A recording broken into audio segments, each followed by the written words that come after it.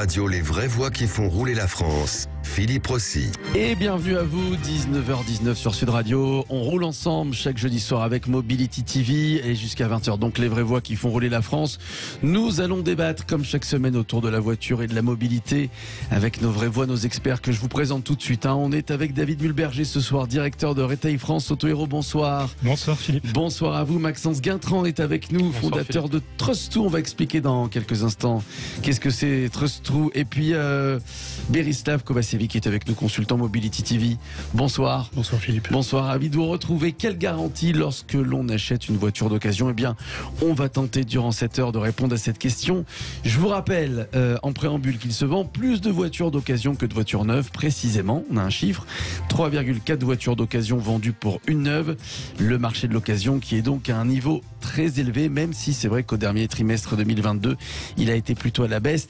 Alors concrètement, pour acheter une voiture d'occasion, bien les Français privilégient quand même les petites annonces entre particuliers. Ça représentait 48% du marché en 2021. Les Français qui passent également et de plus en plus par un tiers qui assure la transaction, l'état de la voiture, qui livre le véhicule, souvent des garagistes, des plateformes de vente de voitures reconditionnées.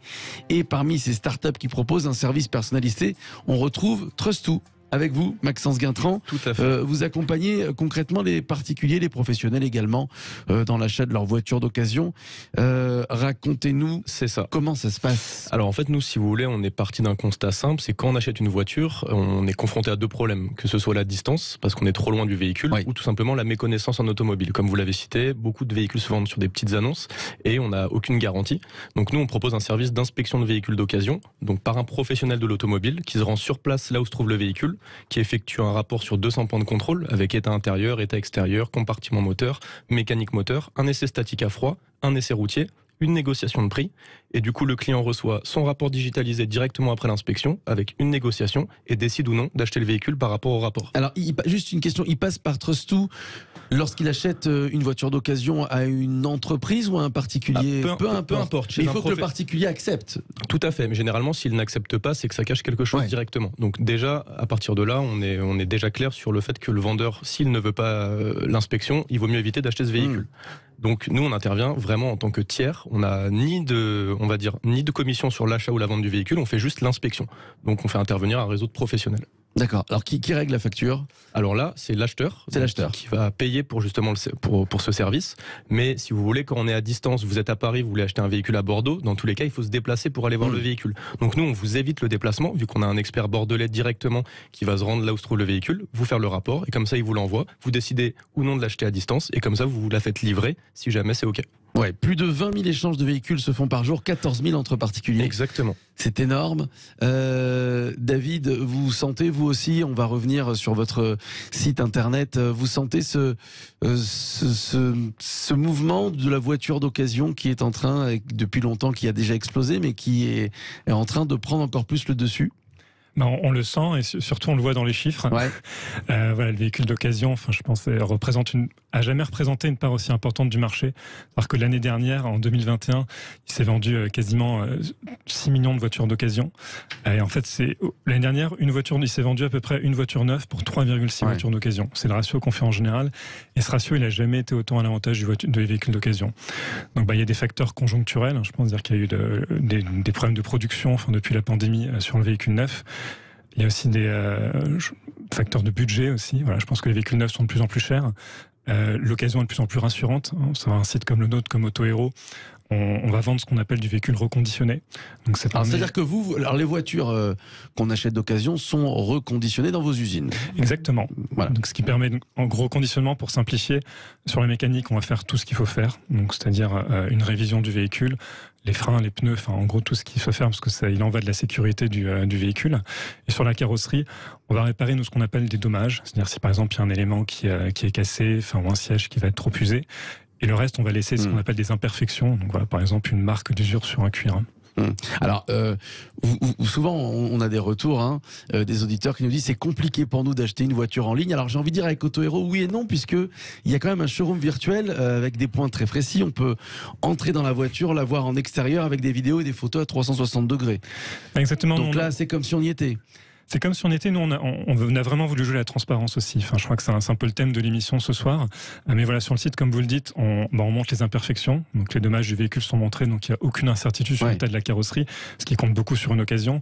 On va montrer l'historique d'entretien du véhicule également. Et surtout, comme on achète à distance, après la livraison qui se fait à domicile, il y a 14 jours satisfaits ou remboursés. Donc c'est-à-dire que nous, on a confiance dans les véhicules. Et je pense que c'est mieux que de pouvoir l'essayer pendant 1 heure sur un parc et éventuellement se rendre compte garantir un an. Et garantir un an. Garantir un an. Berislav Kovacevic, vous auriez pu imaginer ça il y a quelques années, d'acheter sa voiture d'occasion sur Internet, reconditionnée, livrée à domicile, satisfait ou remboursé? Oui, heureusement, parce que le changement est permanent, contrairement au slogan d'un certain président il y a quelques années. Non, la technologie avance. On a vu les portails Internet arriver fin des années 90, Caradisiac, ensuite la Centrale, Le Bon Coin est arrivé en 2007. Ils ont cherché toujours à renforcer le niveau de service. On a commencé par l'historique de vos véhicules. Le gouvernement français s'y est enfin mis parce qu'on a quand même Carfax aux États-Unis qui existe depuis 30 ans. On a Carpass en Belgique depuis 18 ans et en France on a Histovec depuis 2 ans. Mais à côté de ces évolutions gouvernementales, et il y en a eu une majeure qui est arrivée début de l'année 2022, c'est le vice caché qui existe depuis déjà des années pour les particuliers en 2006. Mais en plus de ça, on a maintenant les professionnels qui sont contraints d'assurer toute problématique sur le véhicule pendant 1 an après l'achat. Et ça, ça remet en cause beaucoup le sérieux de certains professionnels. Beaucoup ont progressé, mais c'est vrai que des tiers de confiance qui arrivent, des nouveaux entrants avec de la technologie, ça permet de diluer les problèmes et d'afficher un niveau de confiance qu'on n'avait pas effectivement à l'époque. Ouais, alors on parlait du site internet où on vous livrait votre voiture d'occasion à domicile avec une plateforme à 360 degrés pour bien voir les imperfections du véhicule, par exemple. Le site internet, c'est Autohero. Voilà, si vous voulez aller y faire un tour et si vous voulez acheter une voiture d'occasion, Autohero, oui. Oui, moi c'est pour rebondir sur monsieur concernant, Maxence, oui, tout à fait, sur la partie donc arnaque et professionnel qui pourrait être peu scrupuleux sur certains véhicules. Il faut savoir que nous aujourd'hui, on valide uniquement 65% des véhicules qu'on va voir. Donc ça veut dire qu'il y a 35% qu'on ne recommande pas et donc on exclut entre guillemets du marché tant qu'ils sont pas réparés ou qu'ils soient mis au bon prix.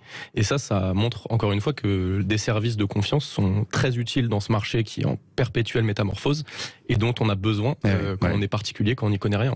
Sans Trust2, ils auraient acheté la voiture concrètement. Exactement. Ouais. Et ils suivent votre recommandation générale? Ah bien sûr. Aujourd'hui, tous nos clients suivent la recommandation et surtout quand on recommande le véhicule, on pose une garantie 3 mois. Et je rebondis aussi sur monsieur d'Autohero. Ce qui est très intéressant, c'est que des services comme Autohero et Trust2 sont parfaitement complémentaires au final.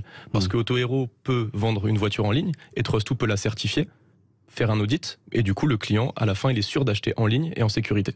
Oui. Parce que vous ne proposez pas sur Autohero ce que propose Trust2, c'est-à-dire une inspection avant, la voiture aurait pu être certifiée par exemple. Vous auriez pu la vendre certifiée par Trust2. Alors nous, ce qu'on va proposer, on va expertiser le véhicule quand il rentre chez nous. On va passer un contrôle technique.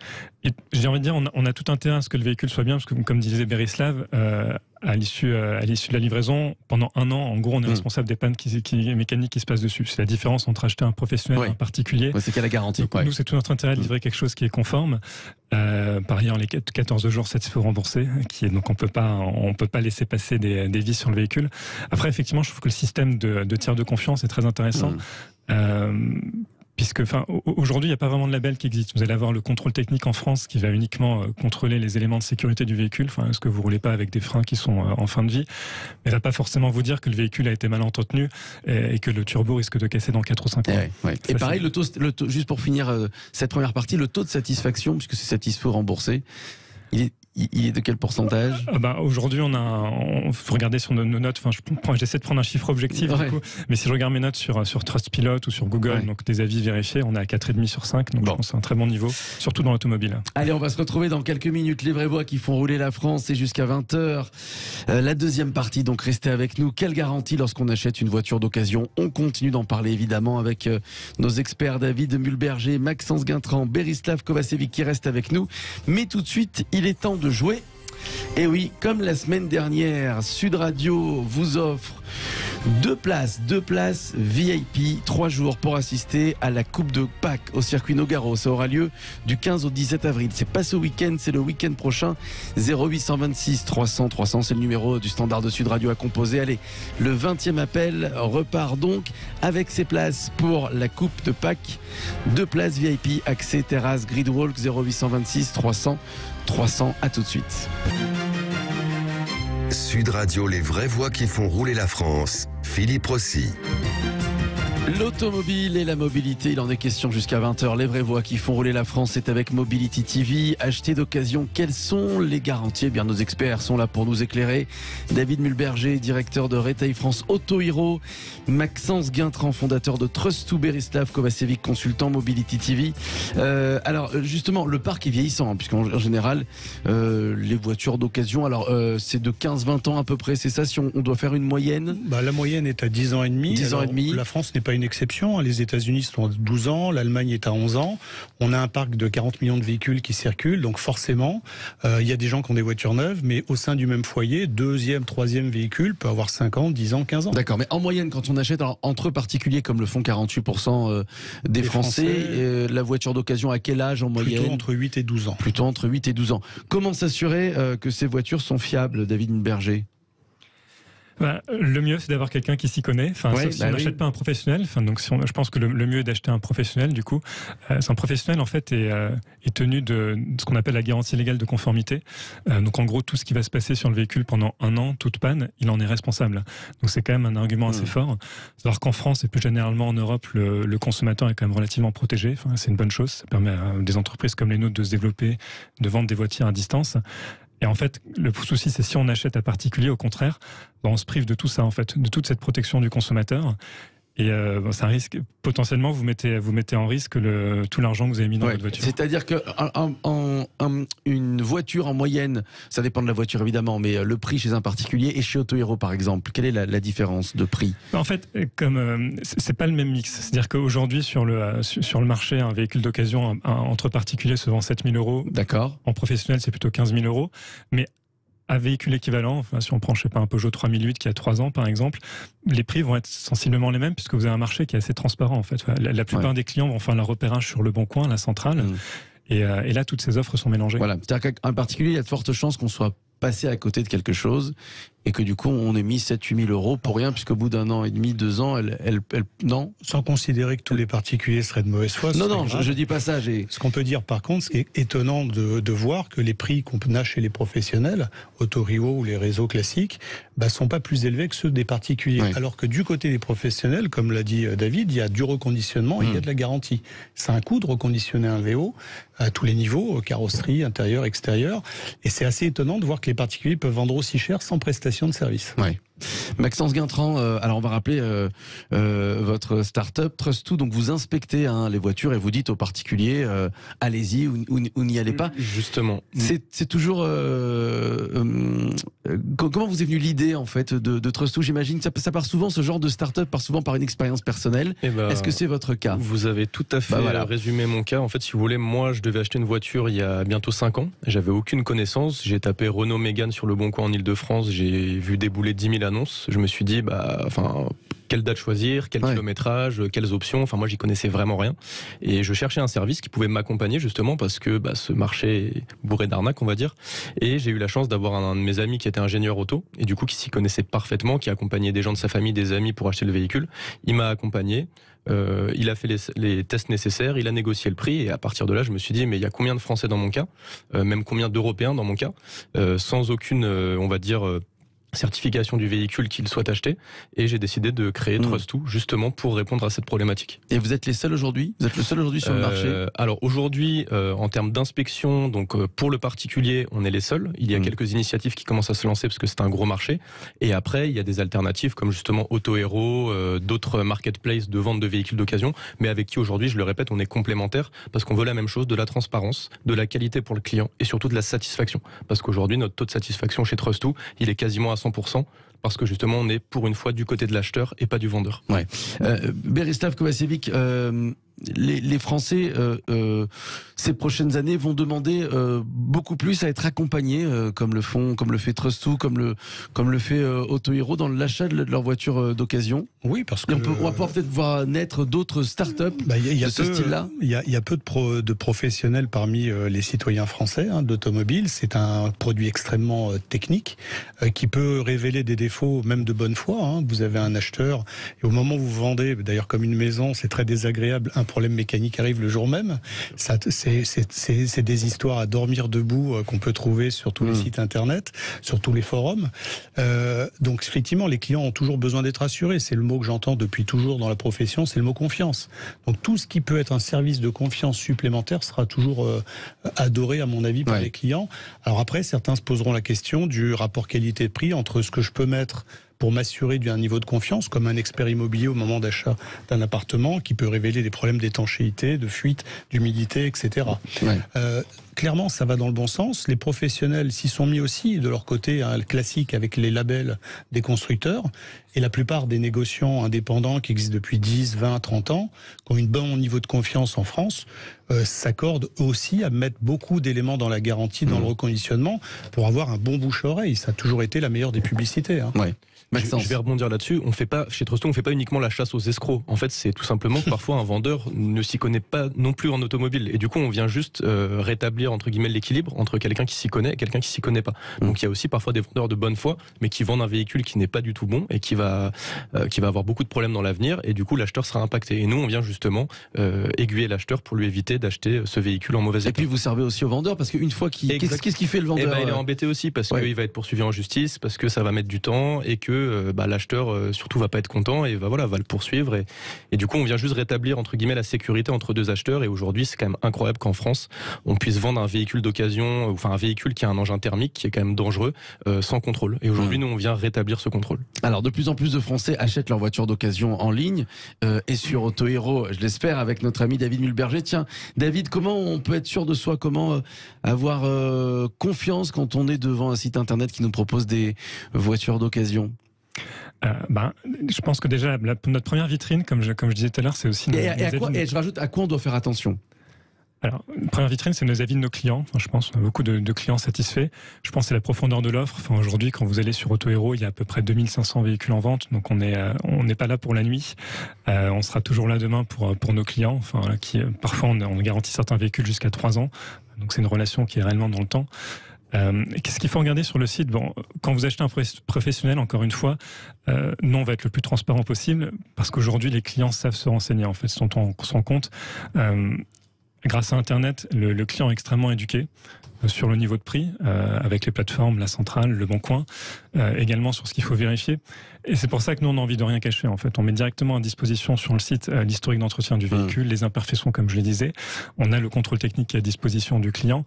On réfléchit effectivement à rajouter des tiers de confiance, il y a le Histovac qui existe déjà, qu'on va partager avec le client.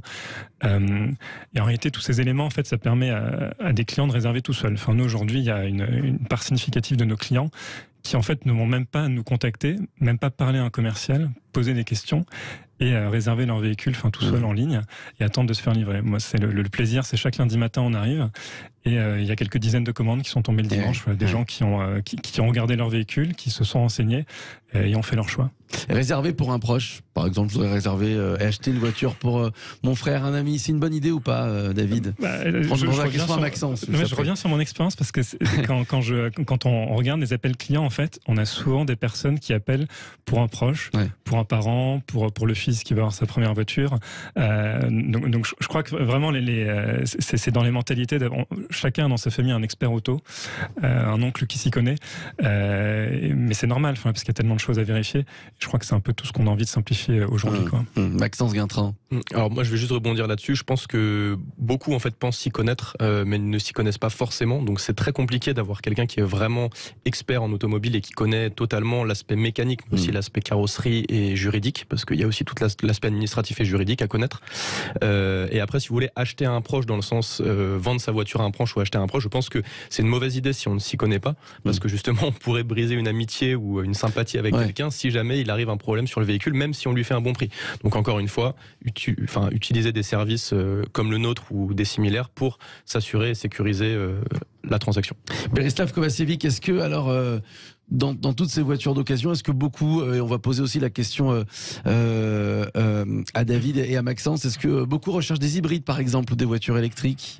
Très clairement, il y a toujours cet effet de basculement du véhicule neuf vers le véhicule d'occasion avec en général 3 ans minimum de décalage. Pourquoi? Parce que c'est le cycle de vie minimum du véhicule neuf en général. Bon, aujourd'hui, effectivement, vous avez que 2% du marché VO sur électrique contre... On est à 12% sur le... En général, si on veut une voiture électrique, on se dirige plutôt vers du neuf, non? En fait, la problématique du neuf, c'est les aides du gouvernement. Quand ces aides du gouvernement, vous ne les avez plus, parce que ce n'est plus un véhicule neuf, mais un véhicule d'occasion, là, pour le coup, vous avez besoin, et là, le véhicule majoritaire en France, c'est la Zoé, largement devant la Tesla, parce qu'elle a aussi l'ancienneté. Les Zoé sur le marché de l'occasion, c'est plutôt 12 000 € au moins. Donc c'est plutôt des Zoé qui ont au moins 5 ans. Après, sur l'hybride, pour répondre à votre question, Philippe, là, on est plutôt à 4% des transactions. Pourquoi? Parce qu'il y a ce décalage, mais aussi parce que le marché VO, il n'est pas 3,5 fois supérieur, il est même 7 fois supérieur. N'oublions pas que sur le marché du véhicule neuf, la moitié des transactions, c'est pas des ventes à particuliers, c'est des ventes à sociétés, à loueurs, etc.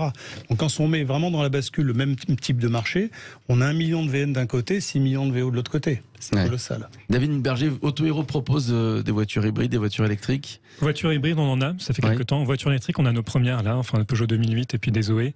C'est un marché qu'on avait testé il y a 1 an, 2 ans, mais qui était, je crois, assez peu mûr en fait, parce qu'il y a très peu de volume. C'est vrai que là, comme disait Berislav, on est passé à 2%, enfin maintenant dans le neuf. Donc je crois qu'en fait, les volumes ils vont arriver en occasion. C'est vraiment depuis la sortie de confinement qu'on a eu une explosion du véhicule électrique. Donc là, c'est des millésimes qui commencent à avoir 2 ans.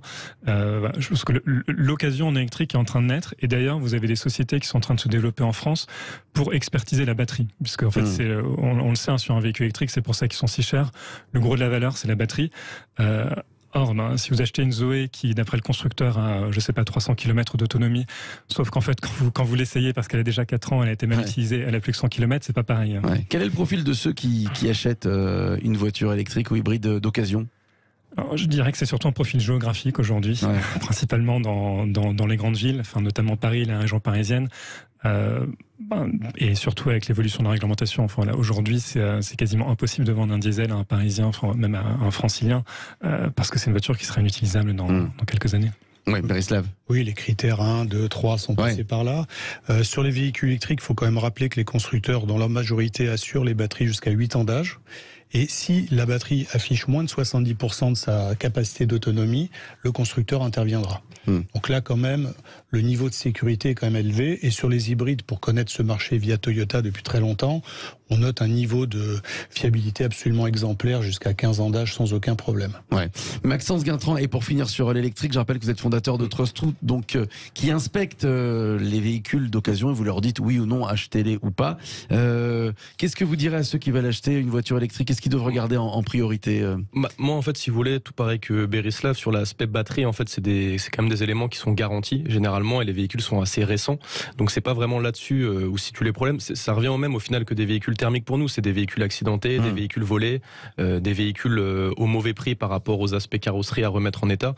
Donc nous, si vous voulez, ça change pas grand-chose. Après, il faut savoir que sur de l'électrique, nous, on envoie exclusivement des spécialistes de l'électrique, donc automobiles de l'électrique, qui savent également comment tester une batterie et autres. On va se retrouver dans quelques minutes. On va continuer à parler du marché des voitures d'occasion avec Maxence Guintran. Vous restez avec nous. David Mulberger, Berislav Kovacevic. Les vraies voix qui font rouler la France reviennent dans quelques minutes avec Christophe Potron qui va nous rejoindre. C'est le cofondateur d'Odoplace. C'est une appli qui détaille tout l'historique des véhicules d'occasion. Vous connaissiez Odopass, j'imagine, David Mulberger? Oui, toutes ces solutions de tierces parties. Il est avec nous, Christophe Potron. Bonsoir Christophe Potron. Vous êtes là, Christophe? Oui. Bonsoir Christophe Potron, cofondateur d'Odoplace. Racontez-nous pour ceux qui nous écoutent, qu'est-ce qu'Odoplace? Une appli, je vous rappelle, qu'on peut retrouver sur Google Play ou alors encore sur App Store. Vous détaillez tout l'historique des véhicules d'occasion, Christophe Potron. Tout à fait. En fait, nous, on a créé une application mobile pour donner de la transparence, comme vous l'avez précisé, en fait, ajouter de la sécurité et de la simplicité dans les transactions automobiles entre particuliers. Notre idée pour nous, c'est d'aider le particulier à vendre et acheter sereinement, en fait, une voiture à un autre particulier. Très bien. Comment vous est venue l'idée d'Odopass ? L'idée, elle est simple, c'est des achats en fait avec des particuliers et toute la difficulté d'avoir de l'information et d'avoir l'historique et de rassembler en fait les interventions, les entretiens, les différents changements, différentes opérations qui ont pu intervenir en fait sur le véhicule. Et comme vous l'avez précisé en fait précédemment, les véhicules qui ont 10 ans, 15 ans d'âge, en fait, on a des grosses difficultés à savoir ce qui s'est passé depuis la première mise en circulation. Comment justement vous faites l'historique d'un véhicule, parce qu'un propriétaire qui a acheté sa voiture, je sais, et d'occasion par exemple, je ne sais pas s'il connaît tout l'historique de son véhicule. Comment vous retracez-vous l'historique ? Alors ce qu'on fait aujourd'hui, en fait, on a lancé l'application l'année dernière. Et ce qu'on propose en fait à nos utilisateurs de l'application elle est gratuite. On prend la carte grise, on la scanne et immédiatement en fait on récupère l'historique administratif de la voiture. On récupère les kilométrages, on récupère les dates des contrôles techniques. Donc ça c'est un premier élément. Et on a développé en fait un Odoscore qui permet en fait de scorer un indicateur en fait qui permet de donner de la visibilité en fait et de comparer des voitures d'occasion. Donc en clair. L'utilisateur, on l'invite en fait à ajouter ses factures d'entretien, on l'invite à ajouter en fait toutes ses dépenses de manière à pouvoir valoriser sa voiture au moment où il va la vendre.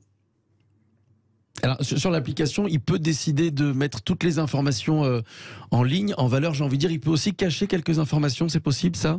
Alors, dans l'application, en fait, vous scannez vos factures et vous pouvez, en fait, anonymiser la facture. C'est-à-dire, nous, ce qui nous intéresse, c'est la voiture, c'est ce qui s'est passé sur l'historique de la voiture. Et donc, les coordonnées, en fait, vous pouvez les flouter. En fait, il y a une fonction de floutage qui est très simple, en fait, à faire. Maxence Guintran, ça pourrait vous intéresser, ça, puisque vous inspectez les voitures. Il est bon aussi de connaître tout l'historique, non ? Oui, tout à fait. C'est une solution qui est très intéressante et qui ressemble potentiellement à ce qui existe comme Histovec, le site du gouvernement qui permet d'avoir accès à tout l'historique du véhicule. Donc nous, on l'utilise à chaque fois, bien évidemment, qu'on fait une inspection. C'est la première chose qu'on fait, en fait, à distance, directement l'Histovec. Ensuite, effectivement, il faudrait qu'on regarde avec Odopass s'il n'y a pas des synergies sur peut-être un accès à l'historique un peu plus détaillé. Mais moi, en fait, là-dedans, ce qui me dérange un peu, c'est qu'il faut toujours que le vendeur, entre guillemets, soit OK pour mettre justement toutes ces factures. À partir du moment où le vendeur il veut vraiment blouser un client, on va dire, si vous voulez, c'est compliqué de lui demander la facture s'il veut pas la mettre. Et moi, c'est ça en fait qui me perturbe, et c'est pour ça que je pense que l'essai du véhicule et l'inspection physique, elle est quand même indispensable et elle est complémentaire à ce genre de service. Berislav Kovacevic, l'un n'empêche pas l'autre. Exactement, c'est complémentaire. Berislav, ça voudrait dire quoi que chez Odopass, il n'y ait que des vendeurs de véhicules d'occasion honnêtes ? Alors, nous, en fait, on constate que les utilisateurs qui n'ajoutent pas leur facture, en fait, n'arrivent pas à vendre en fait leur voiture avec nos services. Donc, en fait, on intervient véritablement comme un tiers de confiance, parce que plus on va ajouter en fait des factures, plus l'Odoscore en fait va s'améliorer, et plus en fait on va augmenter la confiance en fait pour l'acheteur. Donc ça, c'est véritablement en fait l'objectif, c'est de sécuriser, donner de la transparence en fait sur les transactions entre particuliers. Berislav. On peut rappeler quelques chiffres. Il y avait 50 000 professionnels il y a 30 ans qui vendaient des véhicules d'occasion. Aujourd'hui, il y en a 24 000. Il y a eu de l'écrémage. Il y a du darwinisme dans ce métier aussi.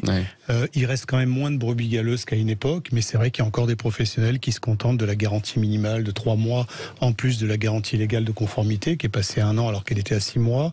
Il y en a qui préparent plus leur voiture que d'autres, et d'ailleurs les nouveaux process digitaux, les photos, amènent cette transparence, et ça remonte le niveau qualitatif moyen du marché depuis 5 ans, et c'est très bien. il y a quand même beaucoup aussi de transactions qui se passent mal entre particuliers, puisque c'est les 2/3 des transactions. Et là, il y a un énorme travail qui va demander encore au moins 5 à 10 ans minimum pour arriver à un niveau moyen de qualité. C'est vrai que c'est un marché encore un peu brumeux. Mais est-ce qu'il ne faudrait pas encadrer la vente de voitures d'occasion entre particuliers Maxence. Il y a eu une première démarche, et je laisserai Maxence intervenir après. Il y a une première démarche quand même qui est assez inconnue des particuliers, qui les fait énormément réfléchir d'ailleurs quand ils se disent finalement je la vends directement ou pas. Il y a le vice caché entre particuliers qui existe depuis 2006. Et là, pendant 2 ans, vous avez une épée de Damoclès au-dessus de la tête. On peut vous demander de reprendre la voiture, même l'avant-dernier jour de la 2e année. Et ça, la plupart des particuliers, quand ils ont des doutes ou quand ils n'ont pas un historique très fiable, etc., se disent finalement, je vais passer par un professionnel. Maxence Guintran. Mais ça, c'est tout à fait vrai. Et après, c'est aussi une partie théorique parce que dans les faits, si vous regardez bien, quand vous allez devant un tribunal pour un litige à 3 000 €, en fait, il va rien se passer. Et du coup, tout ce qui est litige entre 0 et 4 000 €, si vous voulez, un particulier va se retrouver un petit peu perdu parce que ça va prendre peut-être 2-3 ans de jugement pour au final, rien. Derrière, il va pas être remboursé, surtout si le vendeur professionnel ou particulier n'est pas solvable. Donc à partir de là, moi je pense vraiment qu'il faut encadrer ce marché, qu'il faut justement rentrer dans les chaînes de valeur sur des groupes comme Le Bon Coin, La Centrale, avec un service comme Trust2 pour certifier le véhicule par un acteur neutre, parce que nous on n'a encore une fois aucun poids dans l'achat ou la vente, donc on vient pas se rémunérer, donc on n'est pas des brigands entre guillemets sur l'achat-vente. Et je pense qu'avec un encadrement, une inspection complète, ça va totalement écrémer le marché de justement toutes ces brebis galeuses qui malheureusement persistent encore un peu sur ce secteur. Et surtout, ça aura un impact sociétal parce qu'aujourd'hui, personne n'a envie, une famille, un père de famille, d'acheter un monospace pour toute sa famille. Il va faire un crédit, il va s'endetter. Et si jamais le véhicule n'est pas bon, comment il part en vacances, comment il amène ses enfants à l'école. Aujourd'hui, moi, c'est ça ce réel problème que je veux solutionner. Et vous travaillez pour avec Trust2 ? Pardon ? Vous travaillez avec Trust2 pour essayer d'encadrer, de proposer un encadrement. Nous, on travaille dans ce sens-là. Après, il faut savoir qu'il faut passer par des pouvoirs publics, donc ça prend du temps. Mais effectivement, avec Trust2, notre vocation, c'est de devenir une certification européenne du véhicule d'occasion. Tout à fait. David Meulberger. D'accord avec ce qu'a dit Maxence et Berislav sur l'encadrement. Moi, je connais principalement le marché professionnel qui est sûr. Après, c'est vrai qu'il y a si le véhicule qui vous plaît, et c'est celui-ci est vendu par un particulier, je pense que c'est normal de se protéger. Je crois qu'on a fait le parallèle tout à l'heure avec le marché de l'immobilier. C'est sûr, quand on achète un appartement, c'est un investissement conséquent. On a besoin d'avoir un certain nombre de diagnostics. Aujourd'hui, le contrôle technique, il est insuffisant en fait. Ça ne protège pas assez le particulier. Et vraiment, c'est un risque qui est très important, c'est-à-dire qu'au bout de quelques mois, voire de quelques jours, ce que vous avez acheté peut ne plus rien valoir. Et alors, si en plus vous avez pris un crédit à la consommation pour le financer, vous vous retrouvez à rembourser quelque chose dont vous ne bénéficiez plus, quoi. Donc, c'est une situation qui peut être très délicate. Donc, je crois effectivement qu'il y a un vrai besoin, d'encadrer ce marché. Christophe Potron est avec nous, cofondateur d'Odopass. Je rappelle qu'Odopass, donc c'est une appli gratuite disponible sur App Store selon le smartphone que vous avez ou encore Google Play et qui vous aide à connaître l'historique détaillé du véhicule que vous voulez acheter. Tiens, avant de donner la parole, Christophe Potron, David Meulberger, je vous la redonne. Il y a un historique aussi sur Autohero quand on veut acheter sa voiture, en dehors du fait que vous annoncez qu'elle a été reconditionnée, on peut avoir l'historique du véhicule ? Oui, donc exactement. Ouais. Nous, en fait, quand on a racheté le véhicule, on a récupéré son historique d'entretien, donc carnet d'entretien, les factures d'entretien. Pour rappeler à vos auditeurs, en général, un véhicule, le constructeur recommande de faire une vidange et de changer différents filtres tous les ans ou tous les 2 ans, en fonction du modèle. Et donc, c'est très important de récupérer cet historique. Déjà, si jamais vous avez un problème et que le véhicule est encore sous garantie constructeur, vous devrez prouver que le véhicule a été entretenu pour pouvoir avoir une prise en charge. Et surtout, ça vous rassure quand même beaucoup sur le sérieux de la personne qui la vend et sur l'état mécanique du véhicule. Christophe Potron, 2 petites questions. La première question, beaucoup ont téléchargé l'application Odopass ?